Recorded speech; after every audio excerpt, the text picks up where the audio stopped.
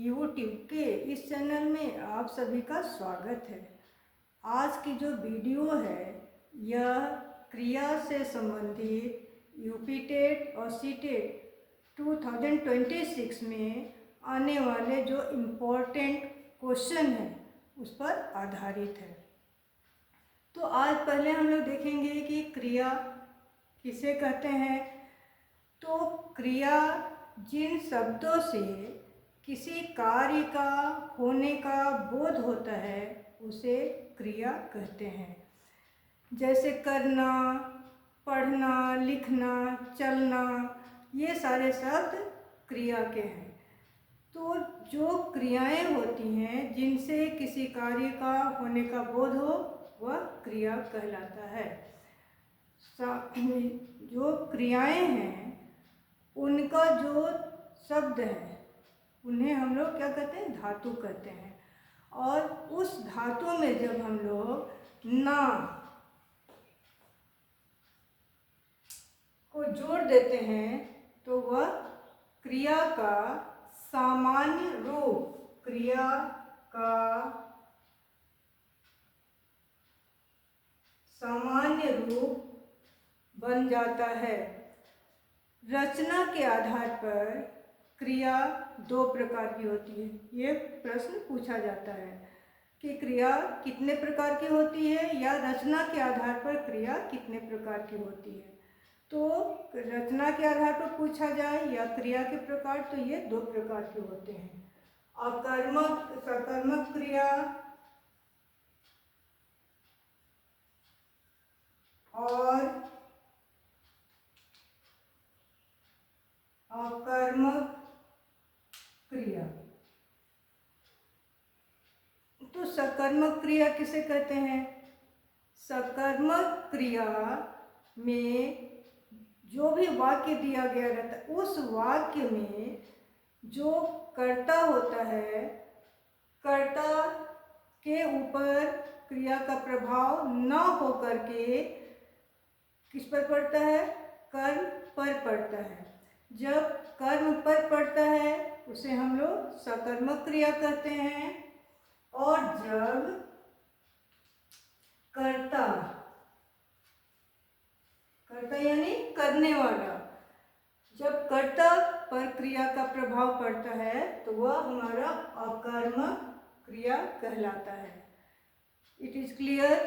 अब हम लोग इन पर आधारित जो प्रश्न आने वाले हैं या मोस्ट इम्पोर्टेंट है टेट के लिए, तो उन पर हम लोग अभी चर्चा करेंगे। ये जो दो क्रियाएं हैं, इन दो क्रियाओं के अतिरिक्त भी कुछ क्रियाएं हैं, जैसे संयुक्त क्रिया, पूर्वकालिक क्रिया, नाम धातु क्रिया, प्रेरणार्थक क्रिया, सामान्य क्रिया। ये भी सारे क्रिया के ही भेद हैं, लेकिन मोस्ट दो ही हैं, सकर्मक और अकर्मक। तो जो जैसे पहला जो प्रश्न है, मोहित सो रहा है। मोहित क्या है? करता है। ये क्या कर रहा है? सो रहा है। अभी हम लोग क्या देखें कि जो करता है, क्रिया का प्रभाव यदि कर्ता पर पड़ता है तो उसे हम लोग कौन सी क्रिया कहते हैं?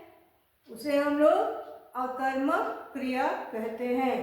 क्योंकि यहाँ सो रहा है, ये क्या हो गया? क्रिया है, सोने की क्रिया कर रहा है वो, और सोने की क्रिया का प्रभाव किसके ऊपर पड़ा?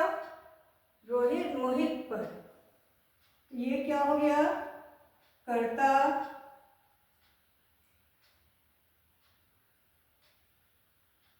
तो ये हमारा ऑप्शन दिया हुआ है, अकर्मक क्रिया, प्रेरणार्थक क्रिया, द्विकर्मक और सकर्मक। तो यहाँ कौन सी क्रिया हो जाएगी?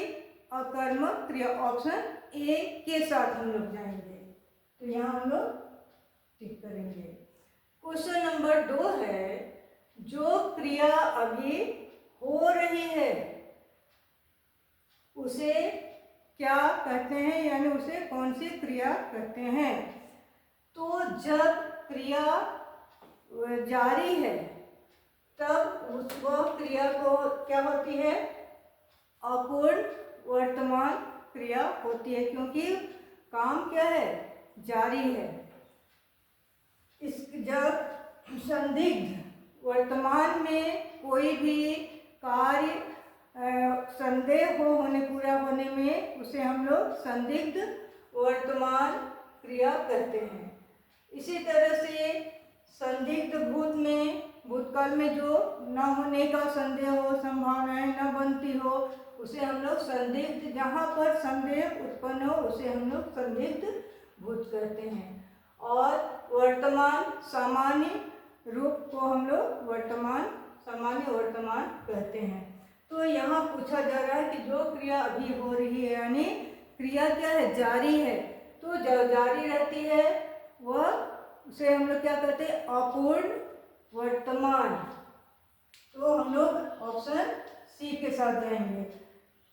ऑप्शन में है संदिग्ध वर्तमान, संदिग्ध भूत, अपूर्ण वर्तमान, सामान्य वर्तमान। तो जारी क्रिया है रहने पर हम लोग अपूर्ण वर्तमान के साथ जाएंगे। नेक्स्ट जो क्वेश्चन है, क्रिया के मूल रूप को क्या कहते हैं? ऑप्शन है पद, बी रूप, सी धातु, डी क्या है, शब्द। तो हम लोग क्या कहते हैं, क्रिया के मूल रूप को हम लोग धातु, सी के साथ जाएंगे, और उस धातु शब्द में ना जोड़ देते हैं तो वह क्या होती है, सामान्य क्रिया का रूप ले लेती है। नेक्स्ट है, बालक इस पुस्तकालय में पढ़ रहा है, कौन सी क्रिया है? यहाँ ऑप्शन है संयुक्त क्रिया, सहायक क्रिया, आकर्मक क्रिया, सकर्मक क्रिया।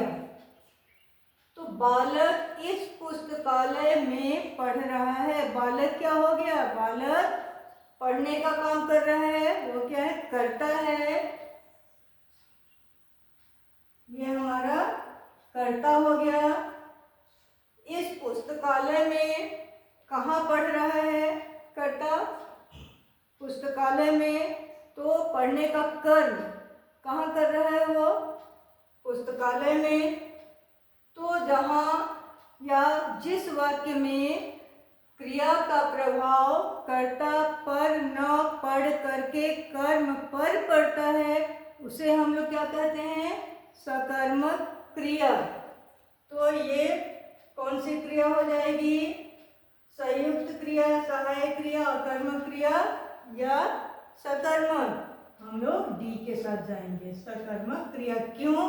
क्योंकि यहाँ कर्ता पर प्रभाव न पड़ करके कर्म पर पड़ रहा है।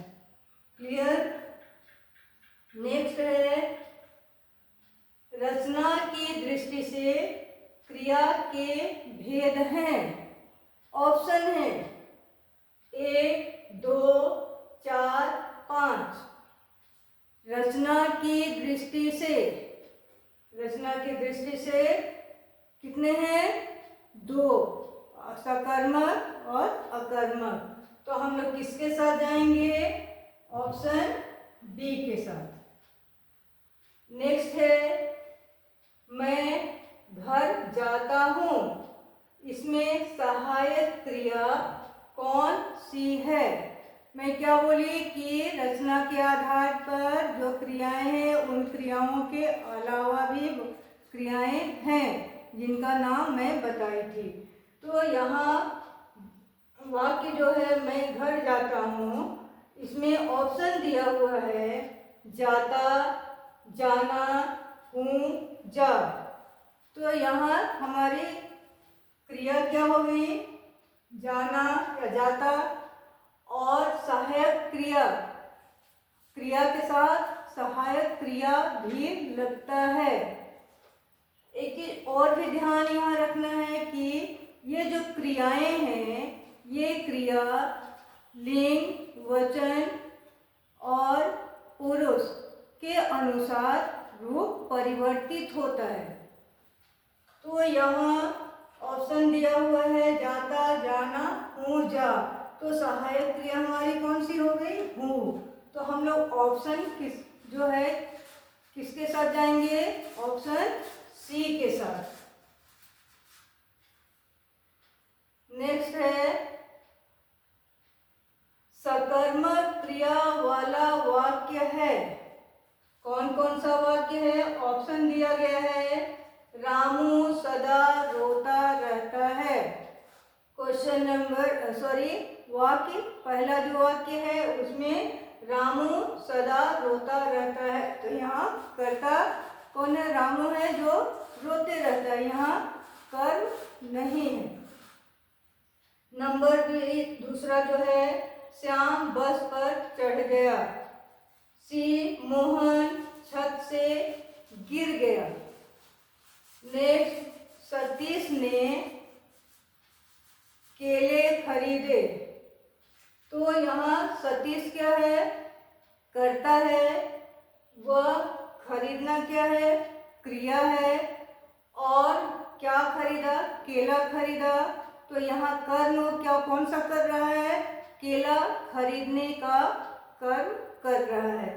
तो जिसमें कर्ता पर प्रभाव न पड़ करके कर्म पर पड़ता है उसे हम लोग कौन सी क्रिया कहेंगे? सकर्मक।